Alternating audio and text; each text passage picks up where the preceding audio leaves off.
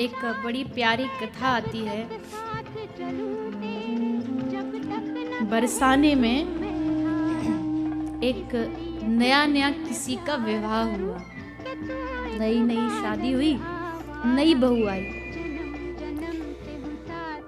तो ये जो विवाह हुआ बरसाने में, तो ब्रज जिसके घर बहू आई थी, यानी जो सास थी उसकी, वो राधा रानी को अपने बेटे के ब्याह में निमंत्रण देना भूल गए। निमंत्रण नहीं दे पाई किसी कारणवश। तो ब्याह हो गया, तब याद आया, अरे बड़ी भूल हो गई, बताओ हमने श्री जी को निमंत्रण नहीं दिया। हम बरसाने में ब्याह है, वो आती, थोड़ा आशीर्वाद प्राप्त होता, और हमने उनको ही नहीं बुलाया। बट अब गलती हो गई, अब क्षमा मांगने जाना चाहिए। तो सास दौड़ी दौड़ी आई राधा रानी के पास, हे किशोरी जी मुझे क्षमा करना, मैं भूल गई, दिमाग से निकल गया। तो श्री जी बोली कोई बात नहीं, अब तो आ गई, अब ठीक है। सास बोली वाह कितनी उदार हैं आप, पर मेरी इच्छा है कि एक बार मेरी बहू का आप मुख देख लें और उसको आशीर्वाद दे दें। राधा रानी बोली ठीक है, उसको यहीं महल में ले आओ। तो सास जा रही है महल में अपनी बहू को ले जाने के लिए। लेकिन अब हमारे ठाकुर जी तो बड़े शरारती हैं, नटखट हैं।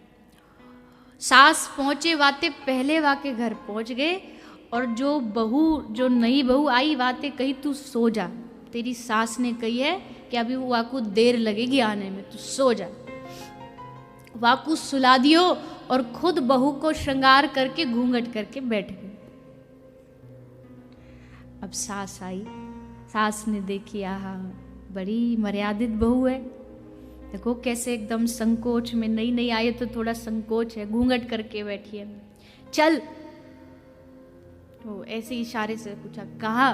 बोले तुझे हमारी ब्रज की जो ठकुरानी है उनके दर्शन कराने लेके चलूं, चल मेरे साथ। चलेगी? अब भीतर तो रसगुल्ले फूट रहे हैं कि आज हमको श्री जी के दर्शन होंगे। तो घूंघट करके बहू लेके पहुंच गई किशोरी जी के पास। बहू ने जाके हाथ जोड़ करके प्रणाम किया। तो राधा रानी ने आशीर्वाद दियो कि अपने प्रियतम की हमेशा प्रिय रहो।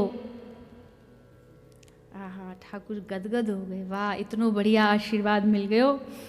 फिर या के बाद ठाकुर जी ने, अब आशीर्वाद कैसे लोगे? चरण स्पर्श करके तो लोगे।